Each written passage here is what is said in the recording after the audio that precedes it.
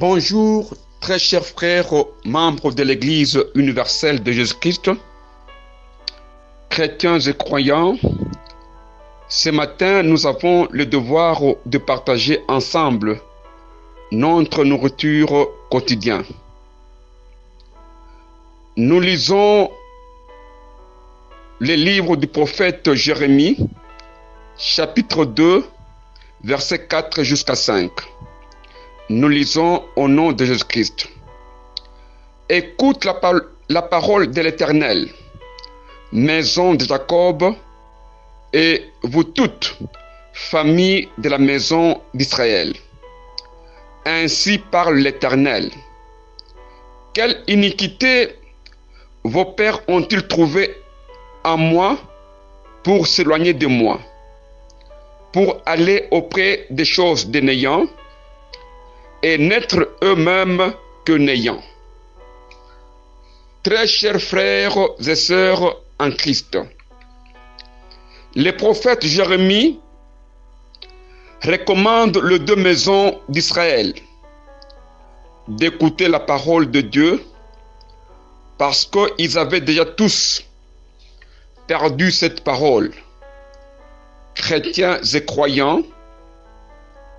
Et Dieu pose la question de savoir quelle iniquité avons-nous trouvé en lui pour que l'on puisse l'abandonner.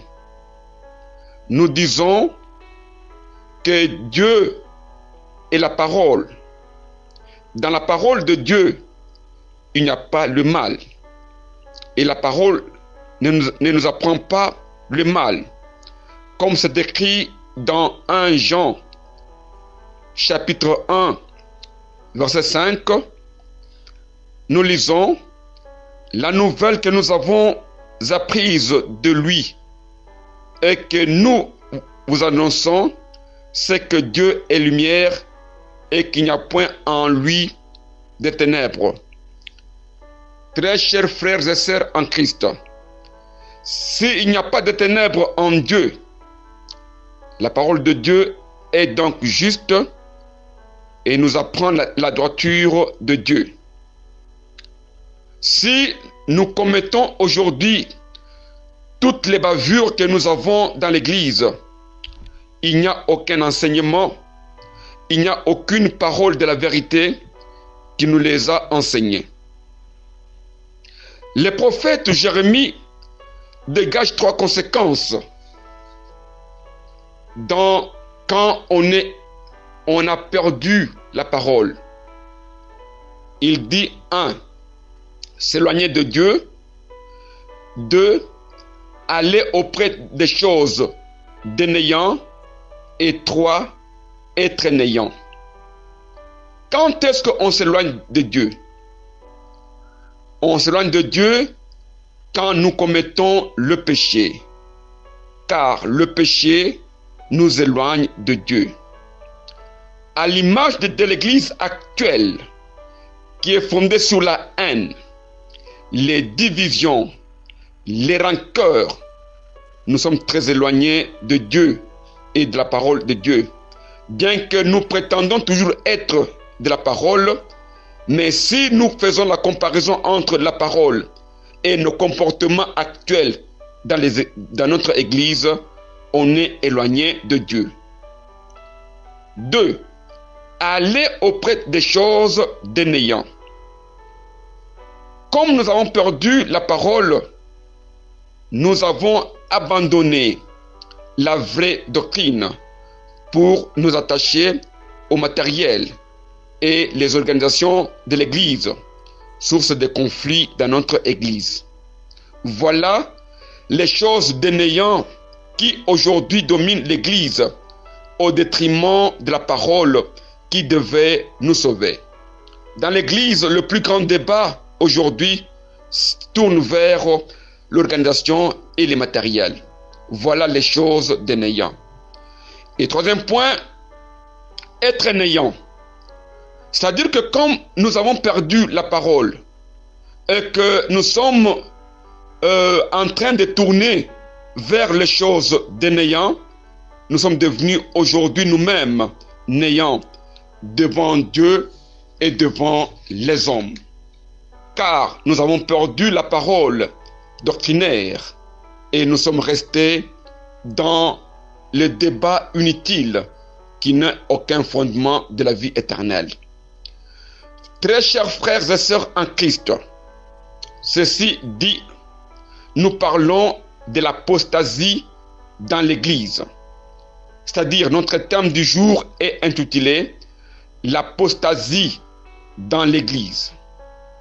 Sans plus tarder, nous lisons l'Épître aux Hébreux, chapitre 3, verset 12.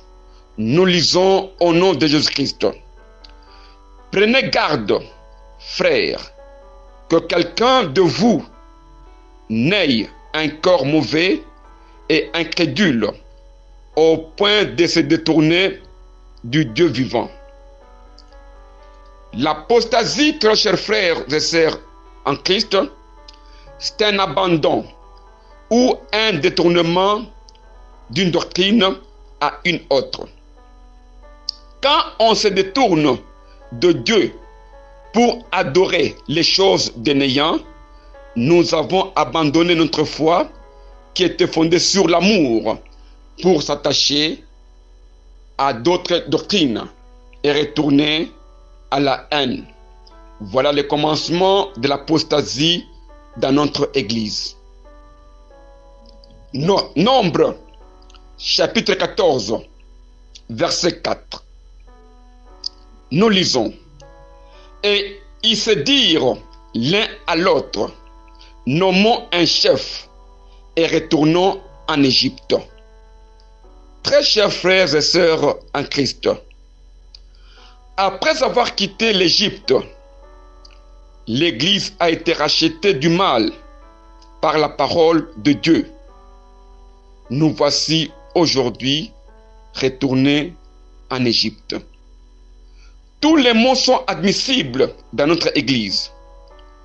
Nous avons nommé les chefs qui nous dirigent aujourd'hui vers l'Égypte. Et ce retour en Égypte est l'apostasie. Après avoir quitté l'Égypte par la puissance de la parole de Dieu, après avoir quitté les doctrines des pharaons qui consistaient à faire travailler des gens avec de lourdes charges et que Dieu nous a libérés, nous voici aujourd'hui retournés encore en Égypte. Et pourtant, dans les enseignements du chemin, on nous avait enseigné toutes ces choses. Mais, comme nous avons abandonné Dieu, nous avons perdu l'image de notre Église. Pourquoi nous avons perdu la parole de Dieu? Pour rester avec le langage et le vocabulaire des Écritures. Et pourtant, nous avons été enseignés par Moïse et jusqu'à Paul la parole de Dieu. Et on nous avait prévenu de ne pas abandonner cette doctrine et de rester dans la parole de Dieu. Pour bien aborder ce sujet, nous devons enseigner les 3 jours de l'enseignement de Moïse jusqu'à Paul. Nous commençons avec Moïse. Nous lisons Exode, chapitre 19, verset 10 jusqu'à 11. Avant de lire ce passage, nous disons ceci. Moïse, Josué, Jésus et Paul étaient tous les envoyés de Dieu avec un message salutaire, afin que l'on puisse garder Dieu et ne pas retourner dans le mal, ne pas aller en apostasie. Mais, malgré tous les enseignements, nous verrons avec vous que nous avons perdu l'essence réelle de la parole de Dieu. Nous commençons avec Moïse. Je reprends les livres. Nous lisons Exode, chapitre 19, verset 10 jusqu'à 11. Nous lisons au nom de Jésus-Christ. Et l'Éternel dit à Moïse, va vers le peuple, sanctifie-les aujourd'hui et demain, qu'ils lavent leurs vêtements, qu'ils soient purs, et le troisième jour, l'Éternel descendra aux yeux de tous les peuples sur la montagne de Sinaï. Très chers frères et sœurs en Christ, Dieu a confié à Moïse la mission de 3 jours. Dans les 3 jours de Moïse, il devait sanctifier le peuple et chacun devait laver ses vêtements à partir de l'eau que Moïse avait donnée. Laver le vêtement, c'est changer les comportements à partir de la parole de Dieu. Les comportements visibles pour voir le Dieu de Sinaï, qui est la parole de la loi. Pourquoi aujourd'hui nos vêtements sont sales? L'ivrognerie dans l'église, l'adultère, le manque du respect, les mensonges. En tout cas, est-ce que l'enseignement de Moïse nous a-t-il aidés? J'en passe. L'apostasie à la loi de Moïse. Cette apostasie vient quand? Vient quand? Si nous lisons Deutéronome 31, 29, très cher, nous lisons au nom de Jésus-Christ, car je sais qu'après ma mort, vous vous corromprez et que vous vous détournerez de la voie que je vous ai prescrite. Moïse, avant sa mort, la mort de Moïse, c'est-à-dire que la mission termine et qu'on devient indépendant. On entre en Canaan. Et c'est là que les détournements et l'apostasie commencent. Se détourner de la voie prescrite par Moïse, c'est l'apostasie. Nous avons oublié tous les enseignements du chemin dans le désert. Les 3 jours de Moïse ne nous servent à rien. Nous avons formé une église qui est fondée sur le mal et le mal visible. Or, la loi est là pour nous aider. Nous avons aujourd'hui les apostats et les apostates. Et on se détourne de la parole de Dieu. Et quand on devient chrétien, avec les passages tels que Christ est la fin de la loi, tiré dans Romains 10, 4. C'est pour dire que les apostats et les apostates ont des vêtements sales parce que dans le Christ, il n'y a pas la loi. Comme il n'y a pas la loi en Christ, entrez en Christ, voir ce qui se passe là-bas. Tout le monde a les vêtements noirs, tout le monde a les vêtements sales, et si on lui pose la question, on ne juge pas les oints de Dieu. Avec les passages pareils. Et pourtant, la mission que Dieu avait confiée à Moïse dans le désert, c'était de laver les vêtements. Et pourquoi est-ce que nos vêtements sont devenus sales? On ne juge pas les oints de Dieu. Christ est à la fin de la loi. Donc, la mission et l'enseignement de Moïse dans le désert sont oubliés. Très chers frères et sœurs en Christ, nous avançons avec Josué. Josué était aussi un messager. Qu'est-ce qu'il a laissé comme étant message? Nous lisons Josué chapitre 1, verset 10 jusqu'à 11. Nous lisons au nom de Jésus-Christ. Josué donna cet ordre aux officiers du peuple. Parcourez les camps, et voici ce que vous commanderez au peuple. Préparez-vous des provisions, car dans 3 jours, vous passerez ce Jourdain pour aller conquérir les pays dont l'Éternel, votre Dieu, vous donne la possession. Très chers frères et sœurs en Christ, dans les 3 jours de Moïse, le peuple devait laver le vêtement. Mais les 3 jours de Josué, on doit préparer les provisions pour traverser les Jourdains. Les provisions qu'on devait préparer, c'est les paroles de Dieu, les connaissances de la vérité de Dieu pouvant permettre de conquérir le pays. Pourquoi est-ce qu'on doit avoir les provisions? La réponse est dans Nombre, chapitre 13, verset 32, nous lisons: le pays que nous avons parcouru pour explorer est un pays qui dévore ses habitants. Tout ce que nous y avons vu sont des hommes d'une haute taille. Très chers frères et sœurs en Christ, Canaan est un pays qui dévore ses habitants. Si tu n'as pas les provisions au Canaan, tu seras apostasie par les géants de Canaan. Rappelez-vous, quand Abraham est entré en Canaan avec une cortège de Saraï et de Lot, il s'est retrouvé en Égypte. C'était encore l'apostasie. Et surtout, avec les phénomènes maccages, les formules de prière, que vous trouverez les hommes de haute taille qui sont en Canaan, si vous n'avez pas la provision, voilà l'apostasie, vous risquez de vous perdre au Canaan. Tel qu'il est écrit en Juge, chapitre 3, verset 7. Nous lisons au nom du Seigneur Jésus-Christ. Les enfants d'Israël firent ce qui déplaît à l'Éternel, ils oublièrent l'Éternel et ils servirent les Baals et les idoles. L'apostasie est donc l'oubli de la parole de Dieu.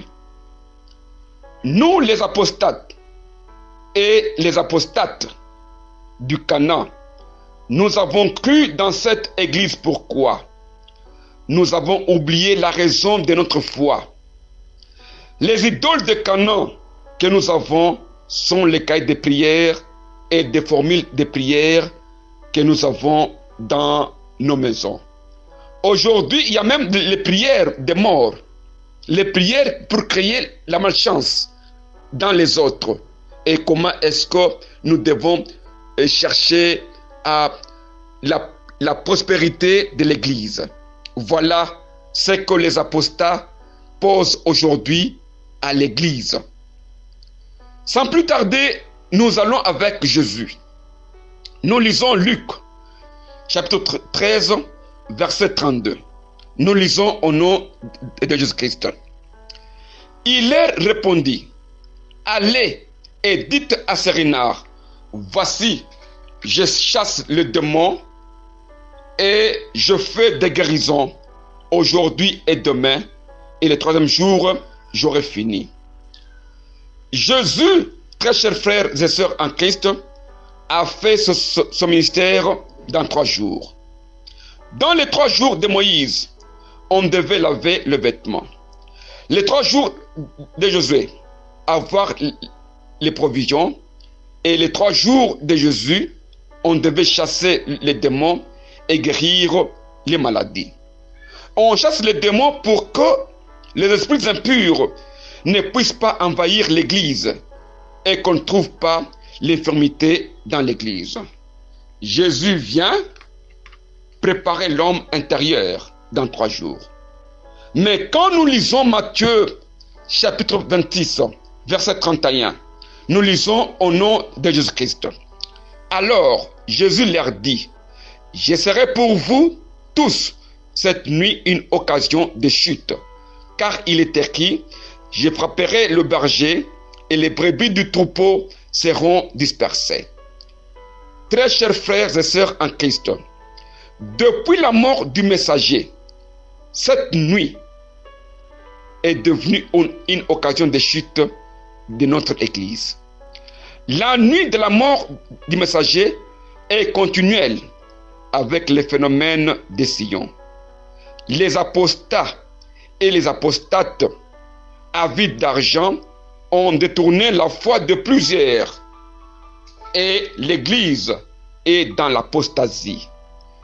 Une ribambelle des esprits impurs, sans parole de Dieu, sans vocation ni don, abonde l'Église pour former les sectes de l'Égypte. Ces sectes prétendent tous provenir du messager, mais apostasiés par une nouvelle doctrine de l'église de Pentecôte. C'est quoi? C'est-à-dire il faut donner à tout le monde le Saint-Esprit. Par dire Saint-Esprit, mais en réalité, ce sont les esprits impurs. Car le Saint-Esprit doit prôner l'amour et l'unité. Là où il n'y a pas l'amour et l'unité, il n'y a que les esprits impurs. Nous allons sans plus tarder aux 3 jours de Paul. Nous lisons Actes des Apôtres, chapitre 20, verset 31. Nous lisons au nom de Jésus-Christ. Veillez donc, vous souvenant que durant 3 ans, je n'ai cessé nuit et jour d'exhorter avec larmes chacun de vous. Dans les 3 jours de Paul, Paul fait l'exhortation avec larmes. Cette exhortation est la synthèse de tous les travaux allant de Moïse jusqu'à Jésus. Si Moïse a lavé les vêtements, Josué a préparé des provisions, Jésus a chassé les esprits impurs et guéri les maladies, alors Paul est venu avec une exhortation afin que l'on puisse rester dans la parole de Dieu, gardant l'unité et l'amour de l'Église. Pourquoi est-ce que Paul a exhorté? La réponse est dans Actes, chapitre 20, verset 29 jusqu'à 30. Nous lisons au nom de Jésus-Christ. Je sais qu'il s'introduira parmi vous, après mon départ, des loups qui sont cruels, qui n'épargneront pas les troupeaux. Très chers frères et sœurs en Christ, Jésus a laissé son troupeau. Comme le messager avait aussi laissé son troupeau, les loups sont de faux enseignements qui sont venus après la mort du messager. Les enseignements tels que les royaumes, les surnaturels, la royauté.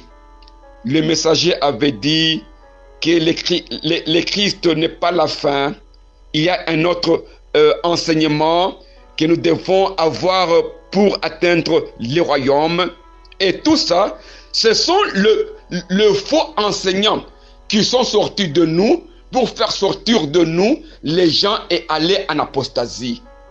Or, en tout cas, nous avons le cœur qui fait mal quand on voit notre église apostasier et que les apostates et les apostats adhèrent aujourd'hui et nous apportent de nouvelles doctrines. Très chers frères et sœurs en Christ, vous qui suivez ces messages, préservons l'unité et l'amour de notre Église. Sinon, nous serons tous dans l'apostasie de l'Église, telle que nous vivons actuellement l'apostasie dans notre Église. C'est votre frère, apôtre missionnaire Taylor Kankonde Kalomba, à partir de Kasumbalesa. Je vous remercie.